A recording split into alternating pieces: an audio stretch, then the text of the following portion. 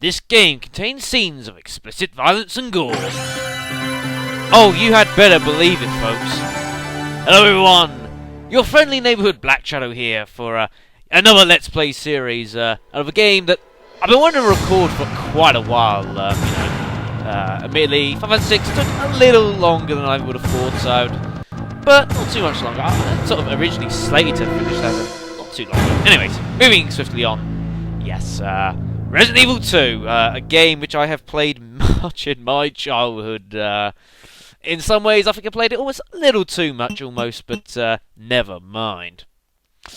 Alright, so before we start, a few things I need to sort out here. First things first, the key configuration. We want to change that, put that onto Type C here for the auto-aim, because, you know, auto-aim's pretty cool.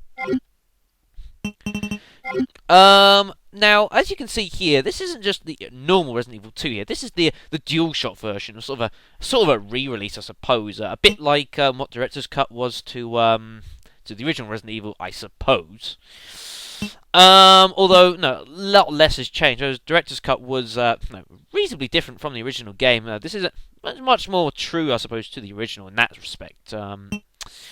I mean, we've got like a couple of new additions. We've got this like the arranged game, which I'm not even going to bother showing. It's basically just going through the game with infinite submachine gun, and it's like, you know, it's really easy. I'm not even going to bother with that. You know, obviously, you know, being who I am, obviously going to play it on the hardest difficulty we have available, which is normal here. Now, well, something else I need to discuss as well quickly before we start is that some of you may know that you know, Resident Evil 2 is a bit of an infamous game, as far as I'm concerned, when it comes to emulation. To put it bluntly, folks, this game does not enjoy it. I don't know why.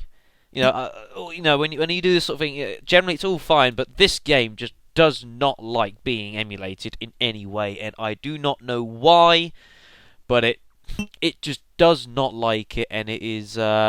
You know, it makes things very difficult, definitely. I mean, as far as the sound, I suppose, is concerned, I suppose the main issue I've had here, I mean, I've spent about 3 hours this morning, on top of everything else I've already spent trying to get this as good as I can. It's not 100% perfect, I'll admit it's not 100% perfect, but it's as good as I'm going to physically get, because I'm not a technical genius, you know. But I've done what I can, you know, and it's as good quality as I can. You know, there's one slightly lingering issue, I suppose, but it's fairly minor, and it's a case of, you know, if I sort out one issue, another one arises, and it's just ridiculous, and you end up going round in circles. So I figured I'd just let you know that just in advance, just to get that cleared up and out of the way. Yes, so you know, I'm pretty much sure that's all I think I really need to talk about. Yeah, I would say so. So yeah, so, you know, everyone, I hope you'll come and join me as we re-enter the world of survival horror. That is Resident Evil 2. I had to do that.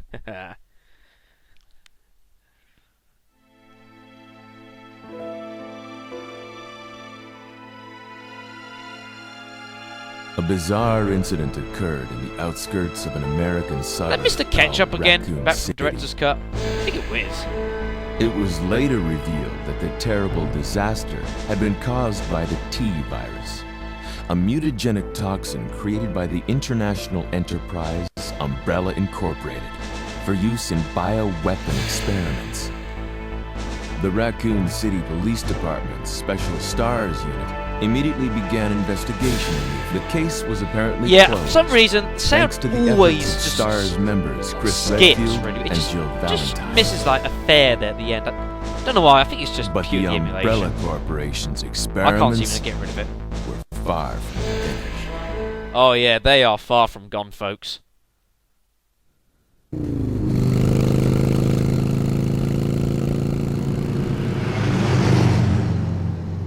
Sadly, I suppose the live actors have gone now. I suppose it's for better, but I kind of missed it. Well, as far as that's going, I obviously know that the quality of voice acting in this game is nothing compared to what it was, say, in Resident Evil 1. But thanks for the shot, Capcom. But I tell you, there's still a few lines that are a bit, you know, you're wondering, you know, you're left wondering. Almost questionable, I suppose. But it's all good, isn't it, folks? Part of the charm. Oh dear, he doesn't see very well.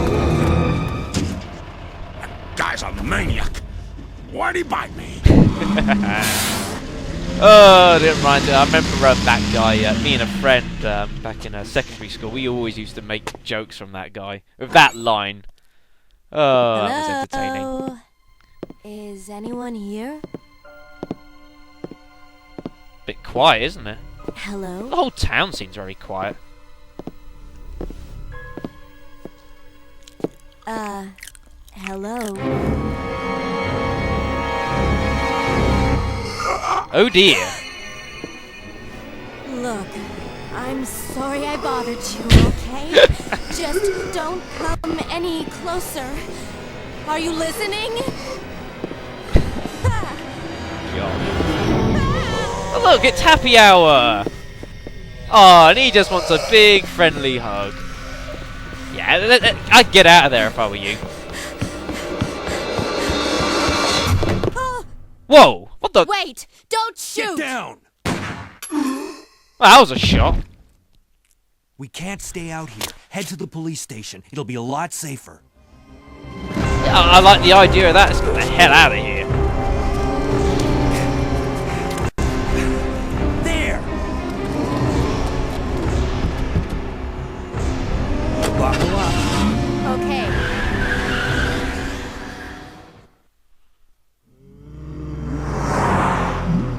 What's going on? I arrived in town, and the whole place went Great. insane. The radio's out. You're a cop, right? Yeah, first day on the job. Great, huh? Name's Leon Kennedy. Nice to meet you. Mine's Claire. Claire Redfield. I came to find my brother, Chris. There's your characters, folks. Oh, Leon, of course, Resident Evil 4, soon to be Resident Evil 6, and, of course, Claire Redfield, Chris's sister. Hey, could you open the glove box? Sure. There's a gun inside. Better take it with you. Whoa, holy crap! How'd he get in here? God almighty.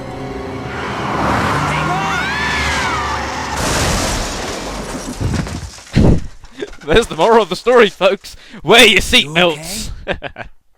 Still in one piece. Otherwise you end up like Mr. Zombie there. Oh dear. Do you not know how to brake? Well, that.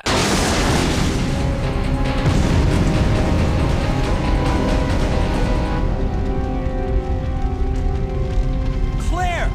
Leon! I'm okay. Head to the station. I'll meet you there. Okay. Well, you heard Leon. It's time to get out of here.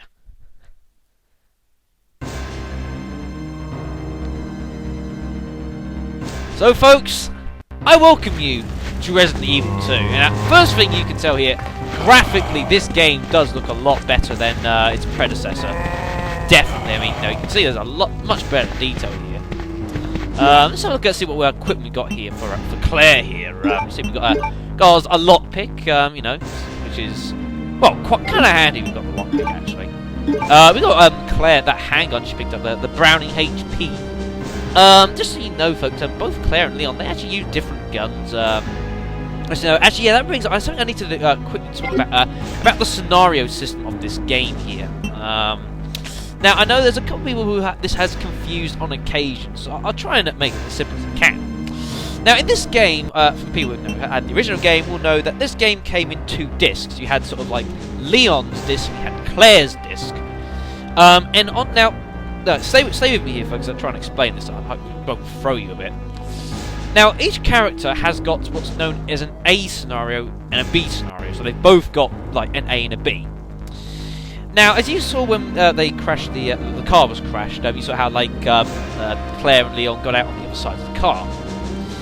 Now, depending on who you play first for the A scenario, because this is sort of Claire's A scenario, will actually depend who gets out what side of the car. So if we played Leon's A scenario, you'd actually find Leon and Claire actually got out on the other side of the car, which is, you know, fair enough.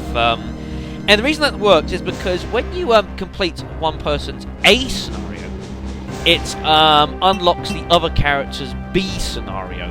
Right, so we got so this is sort of Claire's A scenario, and when we complete this, it will unlock Leon's B scenario. And the B scenario is if you got out sort of on the other side of the car. And believe me, the scenario is very, very different to the A scenario, and it is a lot harder as well. In all honesty, the reason I'm playing Claire's scenario here is that A, this is sort of the canonic story out of the game, doing Claire's A and Leon's B. And also because I think the A scenario is a lot easier than the B scenario.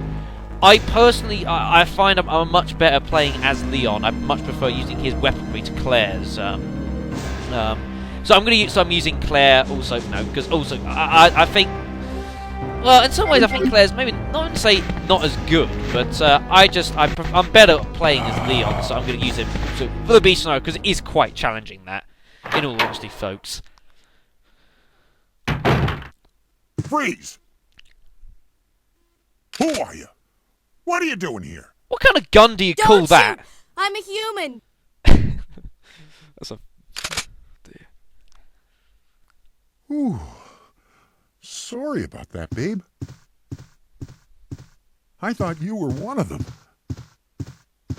What's going on in this town? Hold on.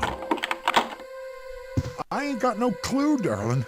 By Darling. the time I noticed something was wrong, the entire city was infested with zombies. Darling. Good God. But don't you worry, girlie. You'll be safe in here. I'm keeping a close eye on things. Jesus. Now, so now that this brings up to another point in the game which I wanted to talk about as well. Now you can see here on the sides of here, you've got like the handgun ammos here, which is fair enough. You think, oh, it's handgun, right? Let's take some. We're going to need it. Now, there is something very special you can do here. We got to make it to the police station, as we were told. But you see, if you can get to the police station without picking up any items, and that also includes like looking at the item, like pressing A here or X or whatever, A. 360 controls. If I pressing the action button here and looking at it, it will actually that counts as well for some bizarre reason. But if you make it all the way to the police station without picking up any items whatsoever, something very special happens. I'm going to show you what happens in here if you pick up the ammo, because there's something kind of special that can happen here. I have put a safe state down, don't you worry. So if you come here and you take both the handgun bullets, and now we sort of try and get out.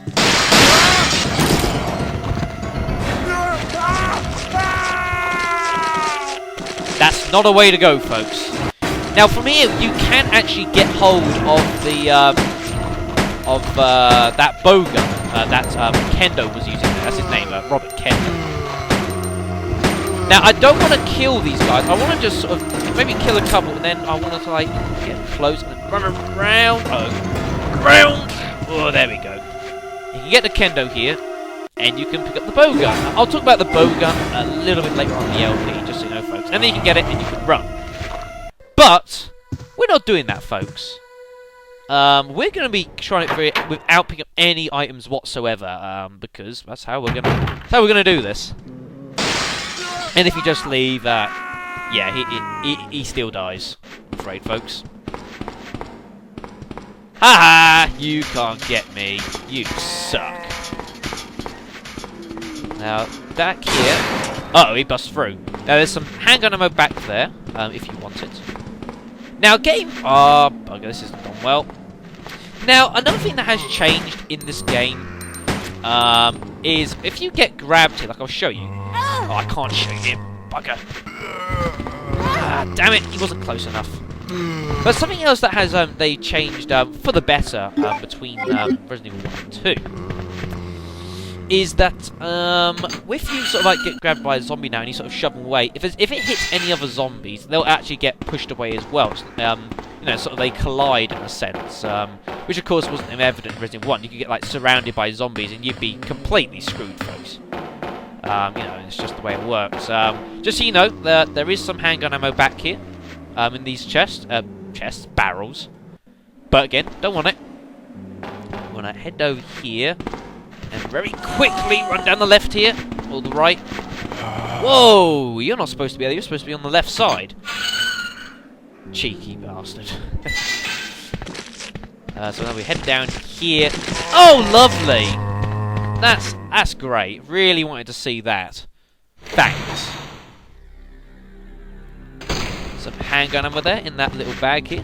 Now I'll take out this one. Can I stagger him? Run! Oh, that was close. That was close. And then this bit can be a bit tricky to negotiate. This bit through down the back. There we go. But yeah, you don't need to kill really any of these. And besides, even if you do pick up the ammo, there isn't much. Now, if you make it here without having picked up any items, don't worry, you can't like go back outside or anything like that. And the best way to check is you coming through here. Now, there's usually a couple zombies sort of standing around in this grass here, and as you can see, there is not. Which is very good, folks, because that means if you come down here, there's a very, very special zombie here, folks. Yeah. People who know their faces will know that is Brad Vickers. So probably from the vest here. Now, the whole reason for doing this is that, you see, Brad here has a very special item on him, if I could actually see what the hell where I was. He has an item called the Special Key, which I want to get hold of. Because I'm going to show you that off to you guys. The problem is with Brad here is that he's very hard to kill. Oh, by the way, I'll quickly grab it while I'm thinking about it. If you check up in this little bush here, there's a green over there hiding. Now the problem, yeah, so the problem is he is very tough. You could put several hand clips into him before he dies. So then it comes to the question, well, you know, how are we supposed to kill him? You know, we don't even have any weaponry for starters. Well, believe it or not, folks, this might be probably one of the most useful times you will ever see me using the knife in your classic Resident Evils. Now, what you'll find sometimes will happen while you're trying to get him, bugger, don't want to do that, is that sometimes when you attack him here, there is a trick to stabbing him here. But don't let him grab you, he really hurts. Now, sometimes what he'll do is he'll try and, like, dive for you, and, like, he'll occasionally try and grab your feet. That's what you want him to do, because then he dies, like, instantly, because you'll kill him instantly. But, in all honesty, folks, this is probably about the only sort of legitimate way, I suppose, of doing it.